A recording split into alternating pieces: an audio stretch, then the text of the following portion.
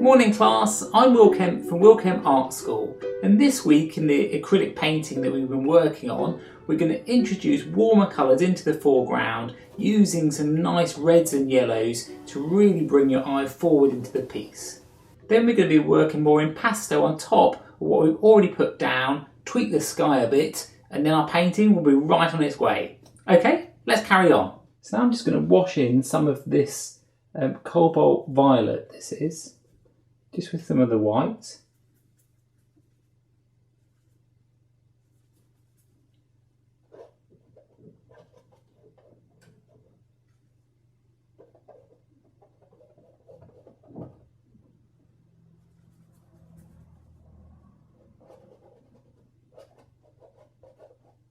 And I'm not painting it like in a block, I'm painting it more in like little dashes, because then I can start to use this underpainting to start to come through on the piece. Because what we're doing is, in terms of Impressionist, and that's exactly what you're trying to get, an impression of what you're looking at. You're not worried about the details, you're just trying to get a general feel of it. You see on my paintbrush, you'll see that this side has still got all the green on, the other side has got more of the colour of the purple on. So when I'm working, I'll often kind of paint a bit, and then if it's a mingled in, you just kind of twist the brush, and you'll start to get these like more subtle mixes in your painting. Rather than constantly going back to your palette all the time, this one just helps you just to get those nice muted areas of your painting, rather than it just being like a solid block of colour.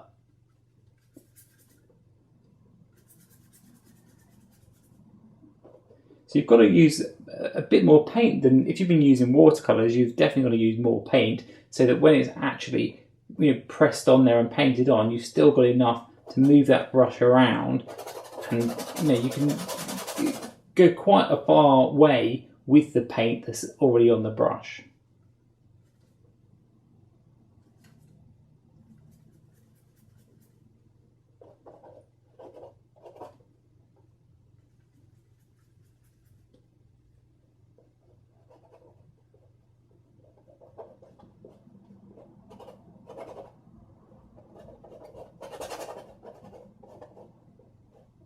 So because this colour here is quite close to what we're looking at for the final piece, what I'm going to do is go back over the sky a bit, get this colour a bit better, just so we can start to have a basis of how the painting's coming along.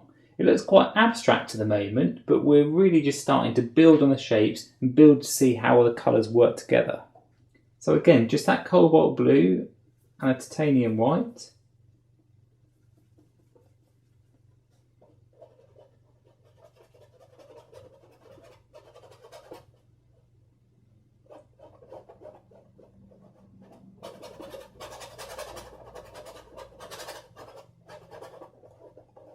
So again, if you want to twist that brush, get any of that colour into the sky, so it isn't just the one solid cobalt.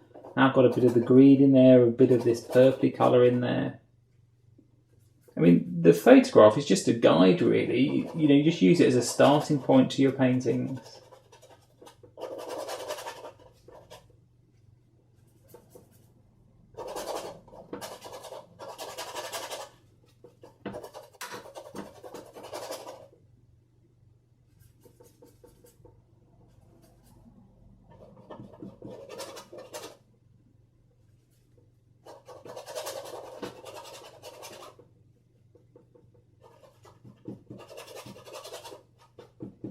Watch out when you're doing landscapes. Something to really be aware of is the top left or the top right, essentially the corners in your piece. If you have these areas a little bit darker, what it helps to do is it helps to send the viewer's eye back into the painting, so that instead of the eye going off onto the side, just having a tiny bit on the corner will just make that difference, just to subtly bring the viewer back into view.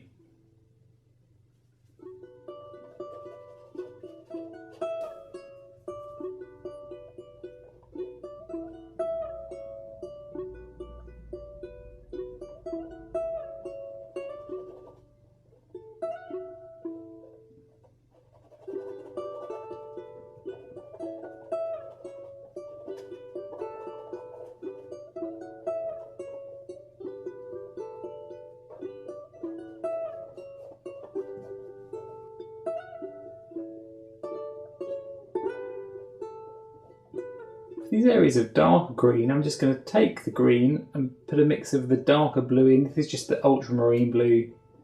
You see how it darkens it down nicely. And this is more very, very close to Viridian, which is what Monet would have used, which is a very dark blue-green.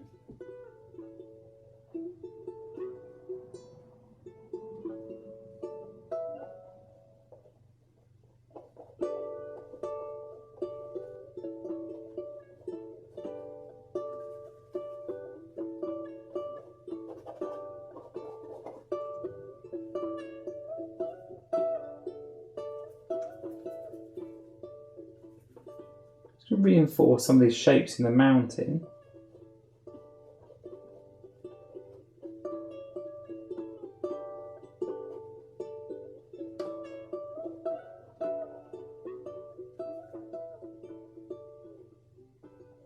And again, try and move those colours around your painting.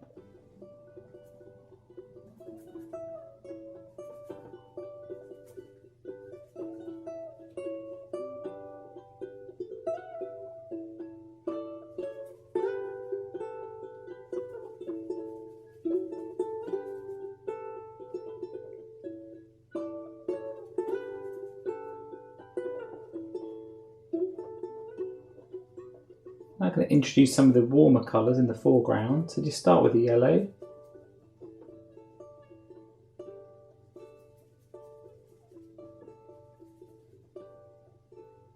Again, I'm going to keep this watery to start with, just to wash it in.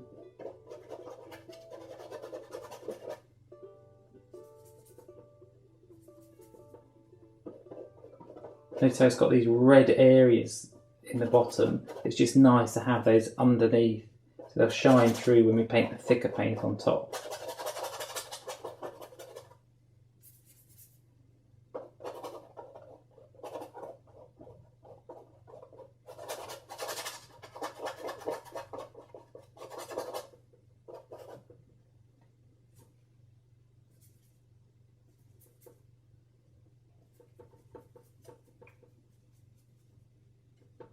Adding that white is always going to pink out a colour. It's always going to go towards purpley or blue when you add white to any colour.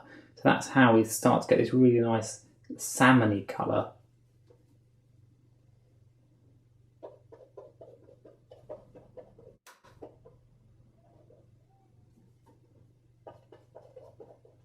So here you can start to see how the underpainting is so helpful. Because the yellow ochre is very, very close in tone to these, I don't have to work very hard, and all of a sudden the piece starts to look like it's got loads of different colours all working together.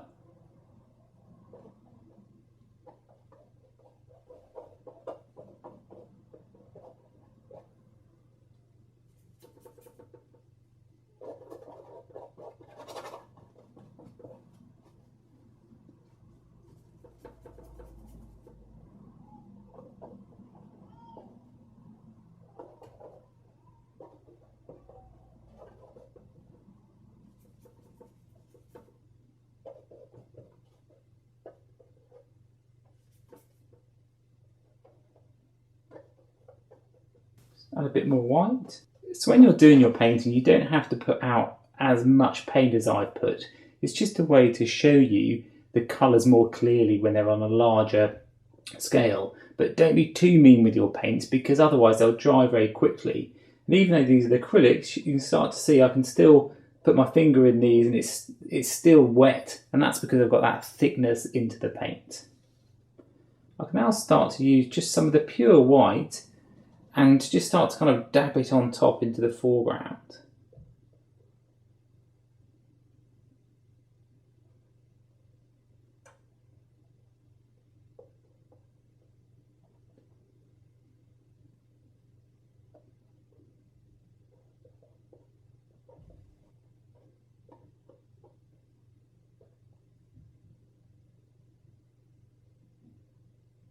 Even though I've got quite a lot of white on the end of the brush, I'm just holding it away from it and just gently kind of dabbing it on. I'm not kind of pushing it in too hard.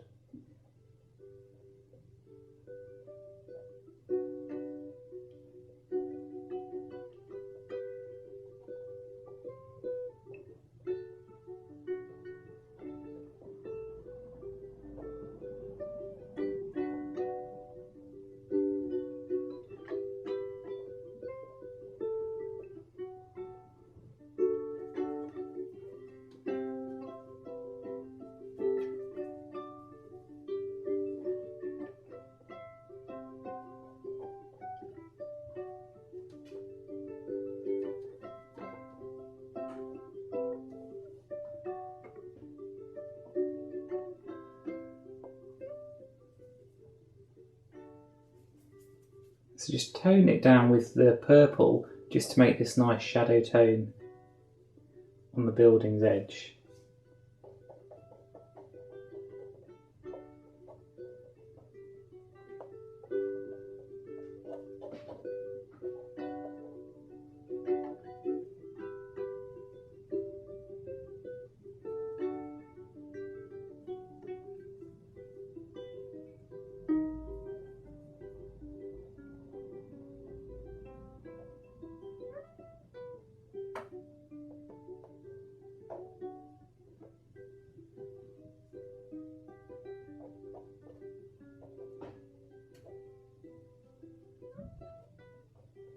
Just going to bring the green up to the edge of the building.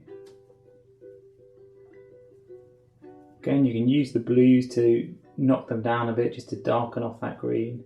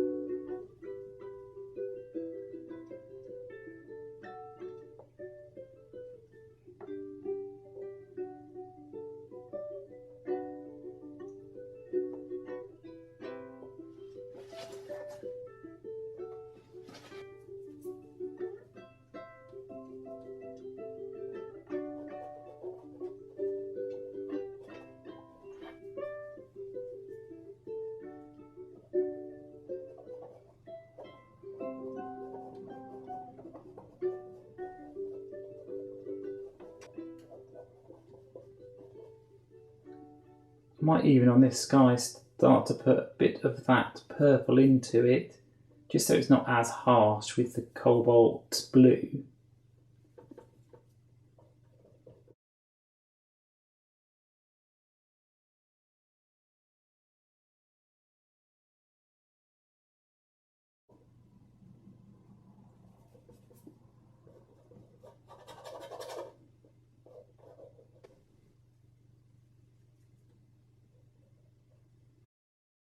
So we've now got a brilliant base for our painting. Tune in next week so you can see how the painting continues on. This is Will Kemp from Will Kemp Art School.